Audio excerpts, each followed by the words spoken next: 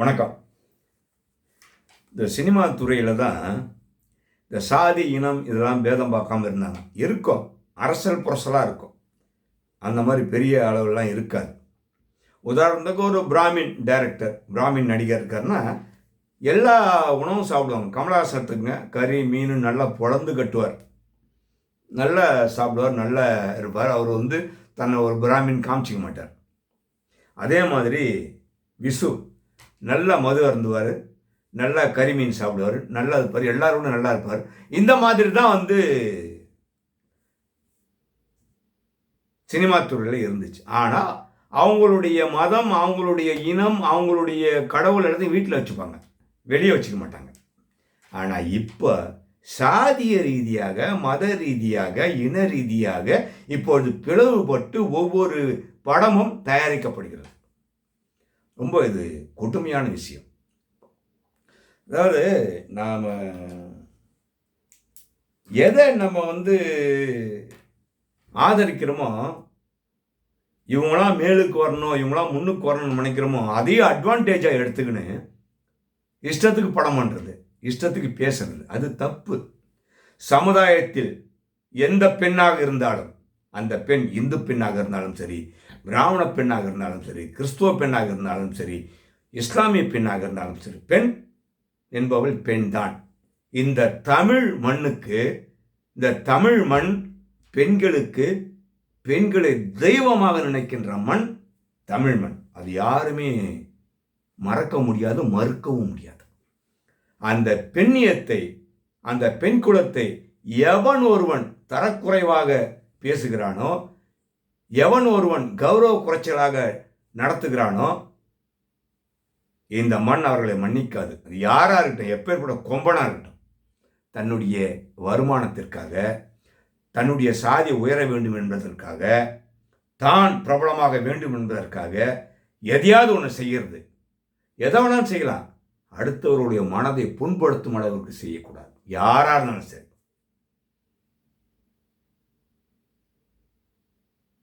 அந்த மாதிரியான விஷயங்கள் வெற்றிமாறன் பண்ணியிருக்கார். வெற்றிமாறன் ரொம்ப ஒரு புதுமையாக பண்ணுறேன், மிகப்பெரிய புரட்சியை பண்ணுறேன்னு நினச்சிருக்காரு. நினச்சி இப்போ ஒரு படம் ஒன்று தயார் பண்ணியிருக்கார், பேட் கேர்ள். தலைப்பே தப்பு. அந்த தலைப்புக்கு எப்படி சென்சார் போர்டு கொடுத்தாங்க? பேட் பாய்னா கூட பரவாயில்ல, பேட் கேர்ள். எப்படி நீங்கள் அந்த தலைப்பு நீங்கள் வச்சிங்க? எப்படி நீங்கள் அதுக்கு சென்சார் போர்டு சர்டிஃபிகேட் பண்ணுங்க?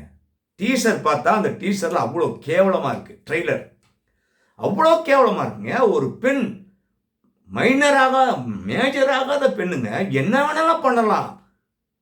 அப்பா அம்மா பேச்சை கேட்க மாட்டேன், நான் எங்கே வேணாலும் போவேன், எப்படி வேணாலும் சுற்றுவேன், எவன் கூடாலும் போவேன், மொராலிட்டி கிடையாது, மாரல் கிடையாது, எதுவுமே கிடையாது, எப்படி வேணாலும் போவேன். அது ஒரு பிராமண பெண்ணை வச்சு எடுத்துருக்காங்க. ஏங்க, நமக்கு பிராமணர் பிடிக்காதுன்றதுனால பிராமண பெண்ணை வச்சு எடுத்துருவீங்களா? இது எந்த அளவுக்குங்க நியாயம்? இது எப்படி ஒத்துக்க முடியும்? சரி, ஒரு பட்டியலினத்து பெண்ணை வச்சு ஒரு மணிரத்னம் படம் எடுத்தாருன்னா விட்டுருவீங்களா? நானே விட மாட்டேங்க. அப்படி இருக்கும்போது, ஏன்னா அவள் பெண், அவள் பட்டியலினத்து பெண் அல்ல, அவள் ஒரு பெண், நம் தாய், நம் தாய்க்கு இணையானவள். அப்படிங்கும்போது நாம் எதிர்ப்போம். அதையே தான் இப்போ நான் பேசுகிறேன். பிராமண பெண்ணாக இருந்தால் பெண்ணு கிடையாதா? என்ன அவ்வளோ கேவலம், தரக்குறைவான வசனம், தரக்குறைவான காட்சிகள் எங்க இருந்து வந்துச்சு வெற்றிமாறனுக்கு இந்த தைரியம்? யாருக்கும் வராத தைரியம் எப்படி வந்துச்சு? ஒரு பெண்ணை அவ்வளோ இழிவுபடுத்தி, அந்த குடும்பத்தை இழிவுபடுத்தி, கல்லூரிகளையும் பள்ளிகளையும் இழிவுபடுத்தி நீ எடுத்துக்கிற ஒரு படம் எடுத்திருக்கிற அப்படின்னா யார் கொடுத்த தைரியம் உங்களுக்கு? எப்படி நீங்கள் எடுத்தீங்க? நான் என்ன சொல்கிறேன்னா, இந்த படமே ரிலீஸ் ஆகக்கூடாது, இந்த படத்தை முடக்கணும், சென்சார் சர்டிஃபிகேட்டை கேன்சல் பண்ணணும், தியேட்டருக்கே வரக்கூடாது அந்த படம். ஆமாம், இது ஒரு சமூக குற்றம். இது மிகப்பெரிய பெண்களுக்கு எதிரான வன்கொடுமை. இது பிடிச்சி உள்ளே போடணும். வெற்றிமாறனை. அதுக்கு ரஞ்சித் சப்பக்கட்டு, ஜால்ரா. விஜய் சேதுபதி பாராட்டு. இவனுங்களாம் எதை கொண்டு அடிக்கிறது? தமிழகத்தில் நீங்க என்ன வேணாலும் பேசலாம். தமிழ்நாட்டில் யார் வேணாலும் கேட்டுன்னு போயிடுவான். வாயும் அதையும் மூடியும் போயிடுவான்னு நினச்சிட்டு இருக்கிறீங்களா? நான்சென்ஸ். சமுதாய சீர்கேடான படங்களை எடுக்கிறத நிறுத்தணும். சமூகத்திற்கு எதிரான படங்களை நீங்க எடுக்கிறத நிறுத்தணும். பெண்களுக்கு எதிரான இழிவான படங்களை எடுத்தீங்கன்னா அப்புறம் அவ்வளோதான் சொல்கிறேன். எந்த தைரியத்தில் எடுக்கிறீங்க நீங்க? தான் என்ற இருமாப்பா. இவன் 4-5 படம் வெற்றி கொடுத்துட்டனா நீ பெரிய பிஸ்தாவா நீ? இது நாகரிகமான செயல்ல அறிவாளிகள், தன்மானம் உள்ளவர்கள், கௌரவம் உள்ளவர்கள் இதை நிச்சயமா கண்டிக்கணும். சாதி இன பேதமின்றி கண்டிக்கணும். பாராட்டி இருக்கிறான் அந்த ரஞ்சித். எவ்வளவு பெரிய தப்பு அது? ஏங்க, உங்க பொண்ணுக்கு ஒன்று நேர்ந்தா பிரச்சனை, மற்ற பொண்ணுக்கு நேர்ந்தா அது பிரச்சனை கிடையாதா? என்னங்க அர்த்தம் இது? எந்த அர்த்தத்தில் நீங்க படம் எடுத்திருக்கிறீங்க? யார் அவரு? டைரக்டர், டைலாக் ரைட்டர் யாரு? சரி கிடையாது. இதெல்லாம் உங்க இஷ்டத்துக்கு நீங்க படம் எடுத்துட்டு இருப்பீங்க, மற்றவங்களாம் வேடிக்கை பார்த்துட்டு இருப்பாங்கன்னு நினைக்காதீங்க. புரியுதுங்களா?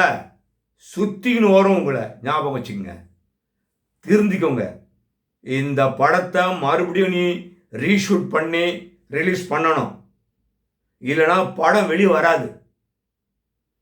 அப்போ படம் வெளியே வந்துச்சு அப்படின்னா தமிழகத்தில் இருக்கிற அனைத்து பெண்களும் மானம் ரோஷம் அனைத்தும் இழந்தவர்கள் என்று தான் தெரியும். பெண்களுக்காக போராடுகின்ற போராளிகள் இந்த படத்தை வெளிவரப்படக்கூடாது. ஞாபகம் வச்சுங்க, அது உங்க கையில தான் இருக்கு. இவ்வளவு தைரியமா இந்த மாதிரி ஒரு கீழ்த்தரமான ஒரு படத்தை எடுத்துருக்காங்க. அந்த பொண்ணு நடிச்சிருக்குது. பணம் சம்பாதிக்கணும்னா எவ்வளோ இருக்குதுங்க. இப்படியா நடிச்சு பணம் சம்பாதிக்கணும்? சுய புத்தியே கிடையாதா?